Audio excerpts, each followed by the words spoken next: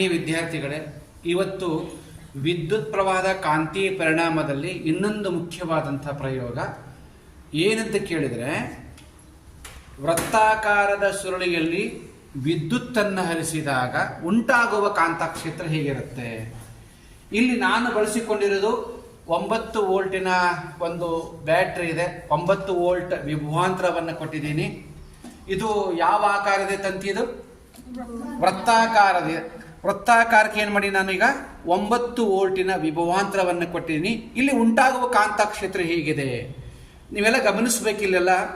So ಇಲ್ಲಿ ಏನಿದೆ, ಎರಡೂ ಧ್ರುವಗಳಲ್ಲಿ ಆ ಚಿತ್ರ ನೋಡಬಹುದು, ಅದನ್ನು ಗಮನಿಸಿ. ಅಲ್ಲಿರ್ತಕ್ಕಂತಹ ಕಾಂತೀಯ ಬದರೇಖೆಗಳು ಯಾವ ರೀತಿ ಅದಾವ. ಸೊ ಇಲ್ಲಿ ಯಾವ ರೀತಿಯಾದಂತಹ ಕಾಂತಕ್ಷೇತ್ರ ಗಮನಿಸಬೇಕು. ಈ ಭಾಗದಲ್ಲಿ ಏಕಕೇಂದ್ರೀಯ ವೃತ್ತಗಳು ಉಂಟಾಗ್ಯಾವ. ಇದು ಸೆಂಟರ್ ಆಫ್ ದ ಸರ್ಕಲ್, ಅಂದರೆ ಈ ಏಕಕೇಂದ್ರೀಯ ವೃತ್ತದ್ದು ಕೇಂದ್ರ ಮಧ್ಯಭಾಗದಲ್ಲಿದೆ.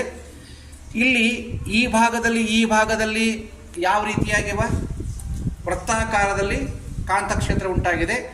ಸೊ ಇಲ್ಲಿ ಮಧ್ಯಭಾಗದಲ್ಲಿ ಹೀಗೆ ಬೆಂಡ್ ಆಗ್ತಾ ಕಮಾನಗಳಂತೆ ಬಾಗಿ ಕೊನೆಗೆ ಇದರ ಮಧ್ಯಭಾಗದಲ್ಲಿ ಬಂದಾಗ ಕಾಂತೀಯ ಬದರೇಖೆಗಳು ಏನಾಗಿವೆ, ಇಲ್ಲಿ ನೇರವಾಗಿದೆ.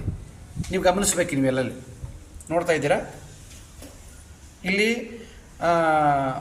ರೌಂಡ್ ಅದಾವ, ಏಕಕೇಂದ್ರೀಯ ವೃತ್ತಗಳದಾವ. ಇಲ್ಲಿ ಏಕಕೇಂದ್ರೀಯ ವೃತ್ತಗಳದಾವ. ಸೊ ಇಲ್ಲಿಯಿಂದ ನಾವು ವೃತ್ತದ ಕೇಂದ್ರಕ್ಕೆ ಹೋದಂಗ ಕಮಾನಗಳಂತೆ ಬಾಗಿ ಕೊನೆಗೆ ಮಧ್ಯಭಾಗದಲ್ಲಿ ಆ ರೇಖೆಗಳು ಬಾಗದೆ ನೇರವಾಗಿ ಹಾದೋಗಿದೆ. ನೋಡಬಹುದಾ? ಓಕೆ, ಧನ್ಯವಾದಗಳು.